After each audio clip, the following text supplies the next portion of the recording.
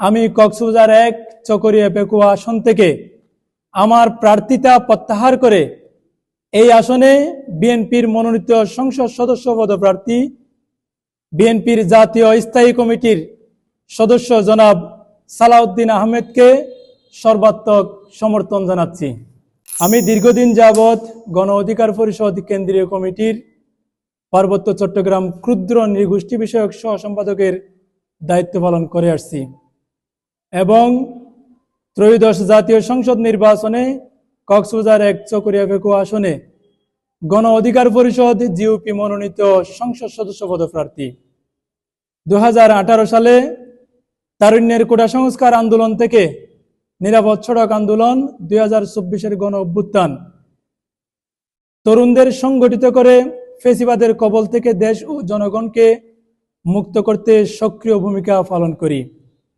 ফেসিবাদের অন্ধকারচ্ছন্ন বাংলাদেশে 2018 সালের কোটা সংস্কার আন্দোলন, নিরাপদ সড়ক আন্দোলনকে কেন্দ্র করে সারা দেশে তারুণ্যের জাগরণ এবং 2019 সালে সুদীর্ঘ 28 বছর পর অনুষ্ঠিত ঢাকা বিশ্ববিদ্যালয় কেন্দ্রীয় ছাত্র সংসদ ডাকসু নির্বাচনে ছাত্র অধিকার পরিষদের জয়লাভে দেশের মানুষ খুঁজে পায় পরিবর্তনের নতুন আলো, যার ধারাবাহিকতায় গণমানুষের অধিকার প্রতিষ্ঠায় রাজপথে আন্দোলন সংগ্রাম থেকে গড়ে ওঠে গণ অধিকার পরিষদ জিওপি।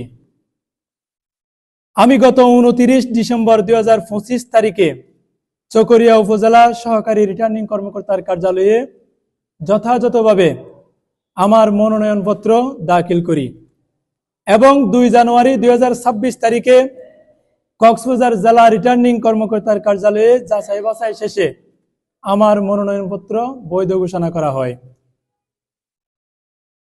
দেশের বর্তমান রাজনৈতিক বাস্তবতা ও ফেসিবাদ বিরোধী বৃহত্তর জাতীয় ঐক্য বজায় রেখে জুলাইয়ের আকাঙ্ক্ষায় আগামীর নতুন বাংলাদেশ গড়তে গণ অধিকার পরিষদ জিওপি বাংলাদেশ জাতীয়তাবাদী দল বিএনপির আসন সমঝোতায় জোট করে। তাই আমি দলীয় সিদ্ধান্তে এবং গণ অধিকার পরিষদের সম্মানিত শ্রদ্ধাভাজন সভাপতি আমার নেতা জনাব নুরুল হক নূর মহোদয়ের নির্দেশনায় আমি কক্সবাজার 1 চকরিয়া পেকুয়া আসন থেকে আমার প্রার্থিতা প্রত্যাহার করে এই আসনে বিএনপির মনোনীত সংসদ সদস্য পদপ্রার্থী বিএনপির জাতীয় স্থায়ী কমিটির সদস্য জনাব সালাউদ্দিন আহমেদকে সর্বাত্মক সমর্থন জানাচ্ছি। সালাউদ্দিন আহমেদ শুধু পেকুয়ার সম্পদ নন, তিনি একজন জাতীয় নেতা, সমগ্র বাংলাদেশের সম্পদ। তাই আমি মনে করি দলমত নির্বিশেষে চকরিয়া পেকুয়ার জনগণের ভোট দিয়ে জনাব সালাউদ্দিন আহমেদকে জয়যুক্ত করা উচিত।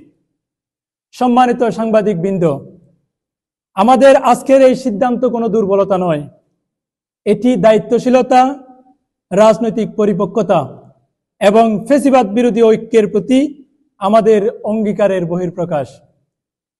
উল্লেখ্য, সংসদ নির্বাচনে প্রার্থিতা প্রত্যাহার করে নিলেও গণ অধিকার পরিষদ জিওপি নিয়মিত সাংগঠনিক সকল কার্যক্রম অব্যাহত থাকবে।